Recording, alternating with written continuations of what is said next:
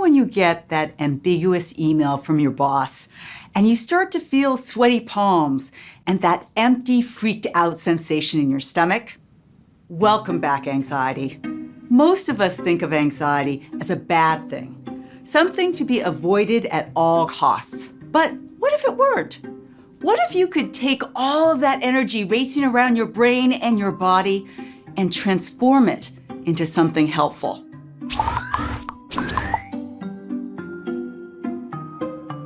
Global anxiety levels, both the clinical kind and what I call the everyday kind, have increased tremendously in recent years. And many of us are noticing this at work.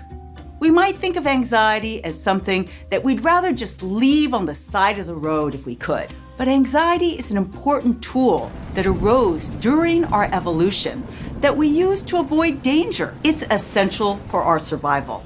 So how come we don't even feel vaguely protected by it?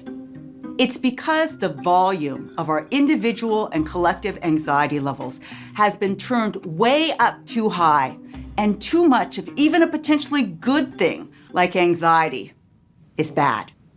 So I would like to share two powerful science-based tools for turning down the volume on our anxiety and helping us get anxiety back to its helpful, protective state. And both of these tools begin by connecting with our bodies. Tool number one is breath work. It's just simple, deep breathing. Slowly inhale and exhale. This can be one of the most immediate ways to calm anxiety because deep breath directly activates the natural de-stressing part of our nervous systems called the parasympathetic nervous system.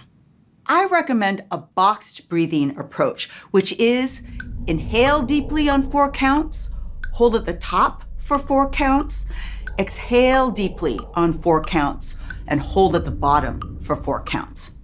You can even do this in the middle of any anxiety-provoking conversation, and no one will even know. Lots of people, from ancient monks to modern meditators, have figured this tool out and use it all the time. Tool number 2, moving your body. This one also has immediate positive effects on your mood state, but for a different reason.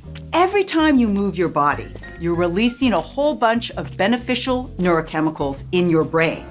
These neurochemicals include dopamine, serotonin, noradrenaline, and endorphins, mood and reward boosting neurochemicals that work to both increase positive mood states and decrease negative ones. I like to say that every single time you move your body, it's like giving yourself a wonderful bubble bath of neurochemicals for your brain. So when your boss's email comes in and your heart starts to race, what exactly can you do? If you're in an office, try taking a short walk around the block or even to the supply closet for some sticky notes. If you're working from home, put on 2 of your favorite songs and dance around the living room like no one is watching. Studies have shown that all it takes is 10 minutes of walking to get those mood-boosting effects. But be creative with your movement session, whether that's a quick session of power vacuuming a la Mrs. Doubtfire when you're stressed about a deadline, or doing a set of jumping jacks or getting off the elevator 1 floor early to do a power walk up that last flight of stairs before an important meeting. All of these possibilities will all help your anxiety levels come down. In fact, I tested this effect on my own NYU students. First, I had them take an anxiety assessment before leading them in a movement session that included movements from kickbox and dance and yoga and martial arts together with positive spoken affirmations.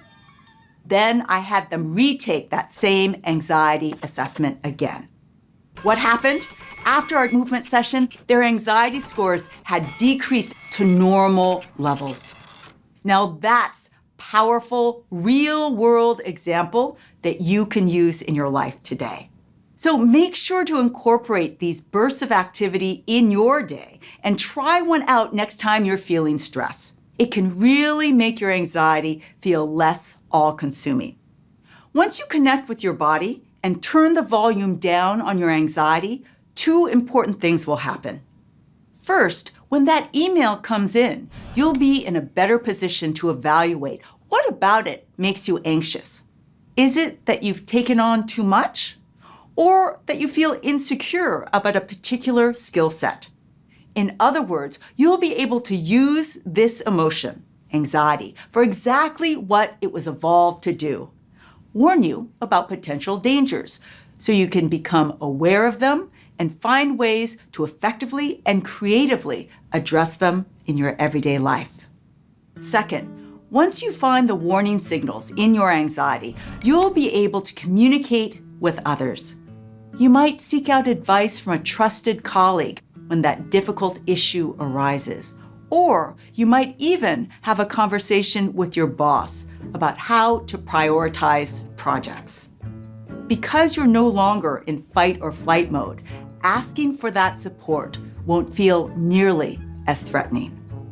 And one of the best gifts of approaching your anxiety in this way is that you will be able to notice those telltale signs of anxiety in everyone else around you, especially those forms of anxiety you're most familiar with. And what will that do? That will allow you to give that person a smile or a kind word to help them through that moment.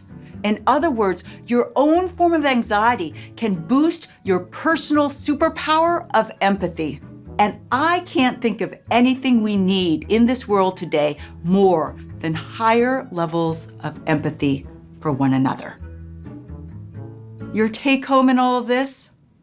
If you breathe, move, and take note of what your anxiety is signaling, you'll feel more fulfilled, more creative, more connected, and less stressed overall. And that's my wish for every one of us.